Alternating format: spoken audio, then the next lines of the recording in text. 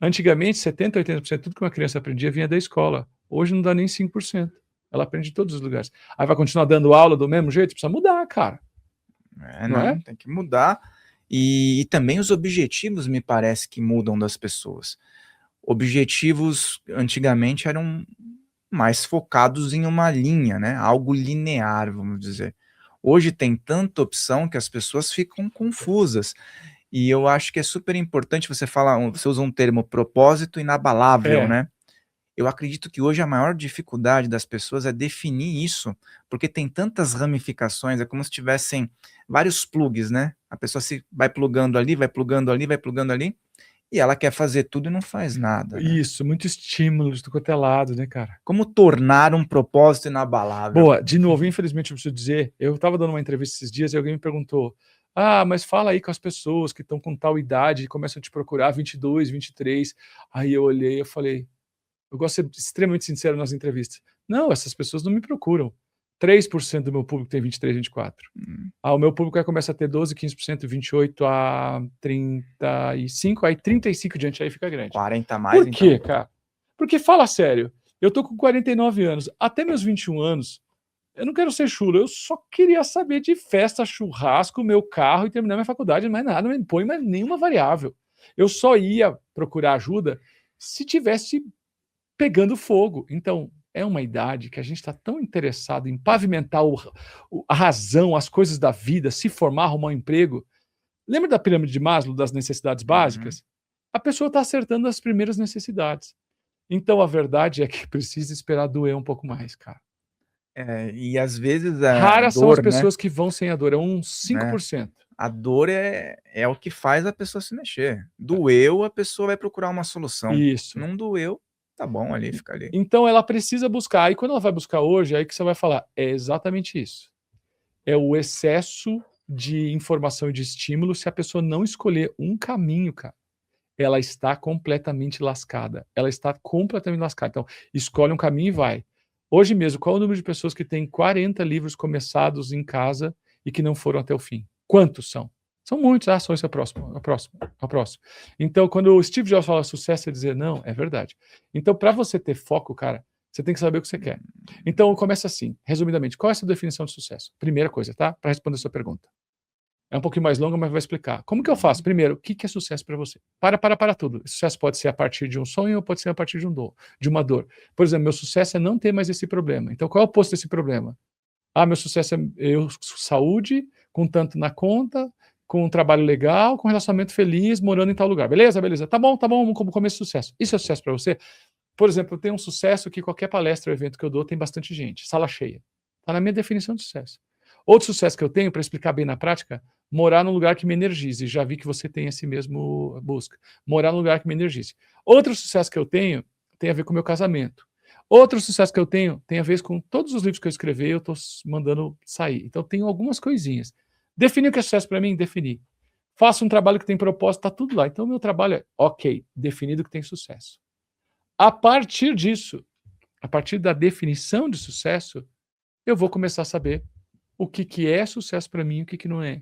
Então, essa distração, ela vai embora porque a pessoa sabe o que é sucesso. Logo, um sintoma é que quem é distraído não tem definição única de sucesso. Então, quando a pessoa reclama para mim, faço isso, eu começo, eu paro, porque você não definiu o que é sucesso para você. E quando você define, seu trabalho é só buscar isso. E aí você fala, isso é legal, isso é lindo, mas não é para agora. Próximo, isso é legal, é lindo, mas não é para agora. E aí a pessoa muda a vida dela. E aí a gente tá falando desse assunto, tem um livro aqui que o Bruno É, trouxe, inclusive me presenteou, que se chama Propósito Inabalável. Mas mais para frente a gente vai falar mais sobre ele aqui, mas é um livro que aqui, ó, tem várias, tem aqui Aprenda a conquistar seus sonhos, mesmo que tudo pareça estar contra você. Propósito inabalável. Sua missão na Terra é constituída por inúmeros é propósitos. mesmo, cara. É. Interessante, isso a gente vai Essa falar com capa é mais legal, né? propriedade. É Porque isso interessante. aqui é o mundo do empresário hoje em dia no Brasil, principalmente. Empresário no Brasil é esse aqui, ó. Ele é um peixe que está tudo contra. Não tem nada que favorece. E os seus sonhos é a mesma coisa. Quando você começar e for uma coisa bem incrível, ele não existe. E por não existir, vai ter rejeição. Sempre. E me lembrou também uma coisa aqui mais iniciática e A pílula vermelha ou É, pílula azul? vermelha. Não é? Aqui tem uma pílula vermelha, um peixe vermelho e vários peixes Ou a porta azuis. estreita, se você for de novo para o cristianismo, a porta estreita sempre é a que menos escolhe. A porta estreita e a porta mais larga. Todo mundo vai por aqui, né? Não. E é super interessante porque você tem vídeos, né, de muitos anos atrás É verdade, com faz tempo. milhões, né? Tem vídeo com tem uns O maior, 10 milhões, ou 20 o milhões, maior é 12 milhões. 12 milhões, É. onde você ensina a pessoa a ter uma conexão também, e também faz isso de forma guiada, mas uma conexão em 4 etapas, né? É legal isso, cara. E é uma oração e tanto, porque eu É. já fiz, já É a experimentei. oração conectada de 4 etapas ou conexão de 4 etapas. A verdade é que eu recebi espiritualmente essa oração, né? E aí é outras coisas que eu não sei porque Deus faz isso comigo. Você sai para o mundo e começa a falar assim para as pessoas que elas não sabem rezar. Porque como que alguém começa uma oração? Reclamando. Deus, pelo amor de Deus, Deus, pelo amor de Deus, eu não sei o que, não sei o que, pelo... Ou Pai, nosso que está santificado, seja go. Não, é uma narração. Então eu tive uma experiência, cara, que eu me vi num lugar e um ser falou para mim que a gente não sabia rezar. Essa foi a real. Ele me explicou, eu fiquei tão doido com aquilo que na época eu gravei num... Você lembra daqueles gravadores digitais que a gente gravava sessões... Fitinha e tal, né? Aqueles lá. Eu peguei um daquele lá, do tempo do onça, né? Peguei um daquele e gravei a meditação. Peguei, baixei e consegui pôr num CD. Aí era uma oração conduzida, e eu comecei a distribuir nos cursos que eu fazia. Façam. As pessoas olhavam, alguns ligavam, e começaram, cara, que negócio é muito, muito bom, que negócio é diferente. Minha filha arrumou um emprego, meu marido voltou a andar depois de 6 meses. Eu falei, sério? Comecei a ficar empolgado com aquilo. Inclusive, na capa do livro aqui, no começo, eu trouxe alguns relatos de pessoas, que está aberto e grátis aqui no YouTube, tá? Tem pessoas que comentaram aqui, ó, página 3, acho. Comentários de pessoas que se transformaram com essa oração. Por que ela é demais? Por que ela é poderosa? Porque ela trabalha com um erro que as pessoas mais cometem. O maior erro que a gente comete é começar uma oração reclamando, sofrendo, suplicando. Você começa uma oração com energia alta. Então, o primeiro passo, começar com gratidão. Ah, mas eu estou desesperado, eu preciso... Deus sabe, mas opera por leis naturais. Por que Deus não é diferente para mim, para você, para ela? Porque ele opera por leis naturais. Se você entender as leis de Deus, está tudo bem. Então, primeiro, sobe sua energia. Gratidão por esse momento, gratidão por estar aqui, gratidão por essa água, pela sua presença. Sou grato por tudo e todos na minha vida, pela minha saúde, pela minha família, pelos meus amigos, pelos meus alunos. Sou grato. Muito obrigado.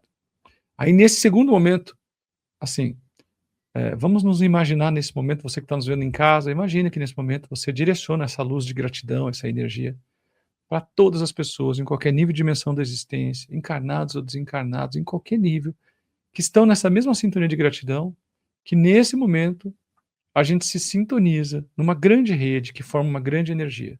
Vamos para o segundo nível. Expandimos a energia. Agora vamos direcionar, desejar, intencionar que a luz dessa grande rede seja direcionada às causas do mundo que precisam da nossa ajuda. Aí vem hospitais, creches, orfanatos, políticos, tudo, cara. Presídios penitenciários, pessoas doentes, moradores de rua, guerras, regiões de conflito, refugiados, ambientes de guerra e terror, acidentes causados pelo homem, pela natureza, desencarne coletivo, você manda para o mundo, que eu chamo de ajuda do mundo. Você terminou tudo isso. A energia está maior. Aí você direciona que essa luz seja oferecida para o meu trabalho, meu dinheiro, minha vida, arrumar o amor da minha vida, vender mais. É a quarta etapa. É uma coisa tão transformadora e ela é assim, desse jeito que eu estou fazendo. Inclusive tem no YouTube, digita Conexão de 4 Etapas, Bruno Gimenez, vai ver lá. É isso que eu estou fazendo. Então comece, não seja um pedinte espiritual. Comece agradecendo, se expanda com outras pessoas, ajude o mundo.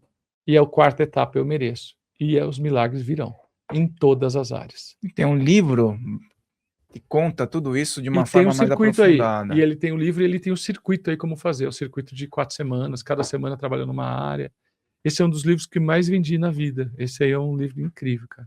É uma conexão profunda aqui, porque tem explicações, ele é ilustrado também, tem várias ilustrações aqui, né? A oração mais poderosa de todos os tempos. E a gente vai falar depois de novo sobre esse livro. E fala pra gente aí, foi uma experiência projetiva? Foi uma projeção astral, isso? Não, porque eu estava fazendo uma regressão. Eu estava consciente. Um estado alterado. E eu estava num período entre vidas. Isso eu falo pouco.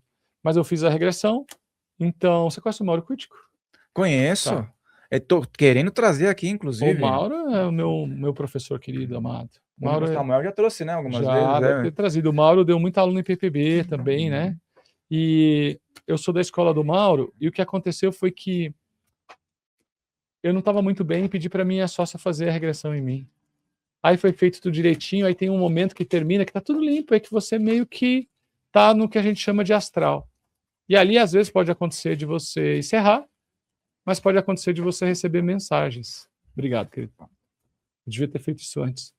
Pode acontecer de você receber mensagens. E ali eu fui para um lugar que eu via a terra de cima, eu via, como as escolas, quando você assistiu o filme Nosso Lar, que você vê de cima, eu via de cima, eu estava numa base assim, e aí veio um ser e falou, vocês não sabem rezar. E aí que me explicou isso. Aí eu falei, cara, isso faz muito sentido.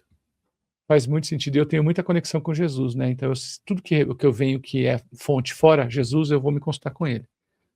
E aí eu vejo, porque eu entendo, cara, que esse ser, ele tinha outras escolhas e ele é um intermediário maior nosso aqui. Eu tenho muita conexão com ele mesmo. Então, a partir desse momento, cara, eu entendi que eu tinha que levar. E daí o resultado cura tudo, né? Você começa a ver casos e casos e casos de pessoas se transformando com isso. Porque a conexão de 4 etapas, ela mistura duas coisas. Ela mistura oração e meditação e prática projetiva e prática de exercícios. Então, ela é muito forte, eu faço isso. E dá para fazer tanto de 3 minutos quanto de 15 minutos. Dá para fazer em grupo, dá para fazer individual. E você acha que nesse caso as orações muitas vezes são súplicas, são às vezes até São. diminuição da própria autoestima, É. né? Você acredita que em todo caso, vamos dizer que a pessoa esteja com as faculdades mentais em dia, eu estou dizendo Tá. que ela não era uma pessoa dependente e tudo mais, que a pessoa está em sã consciência. Em todo caso, a escassez pode ser revertida através de conexões como essas? Claro que pode. Não só a conexão limpa dá força. A conexão inspira, ela tem que agir aqui na Terra.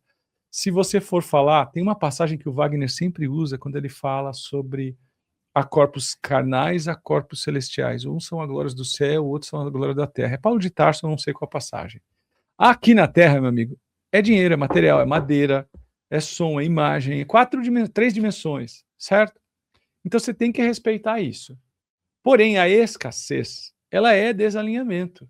Quando você olha para uma árvore frondosa, quando você olha o vento, ele venta sem medida.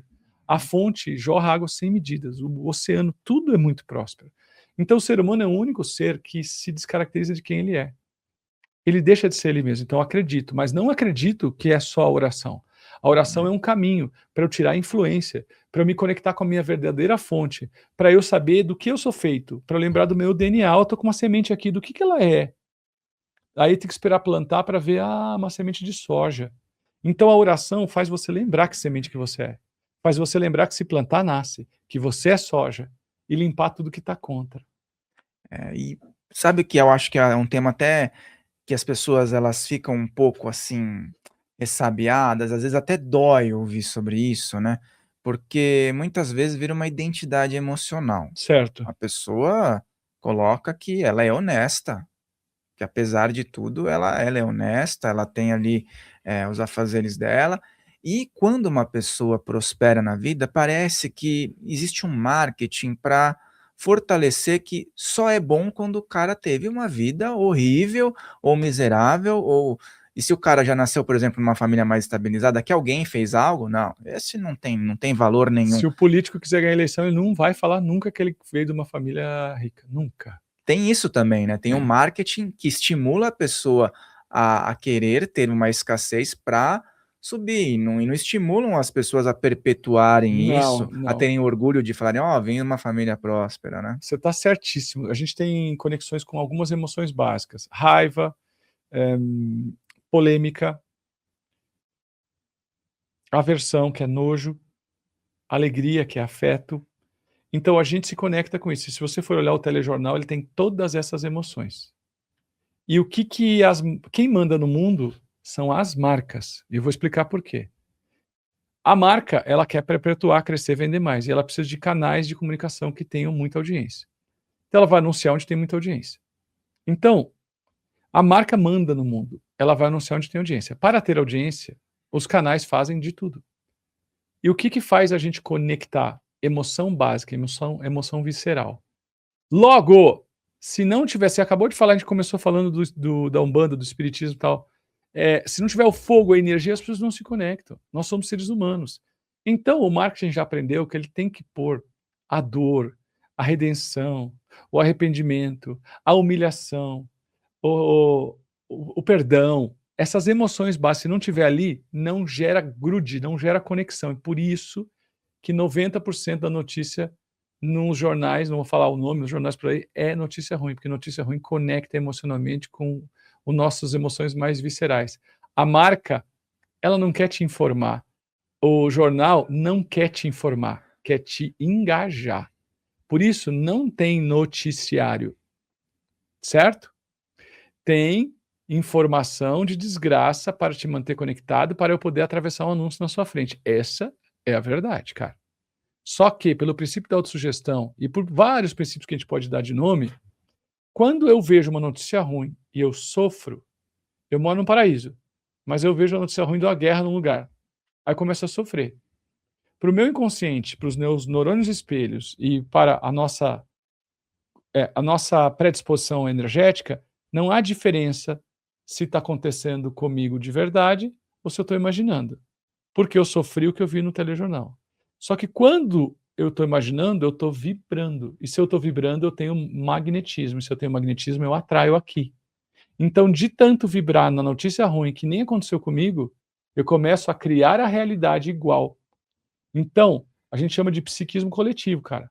Eu começo a viver a tragédia de um lugar, o acidente de um lugar, eu começo a sofrer aqui.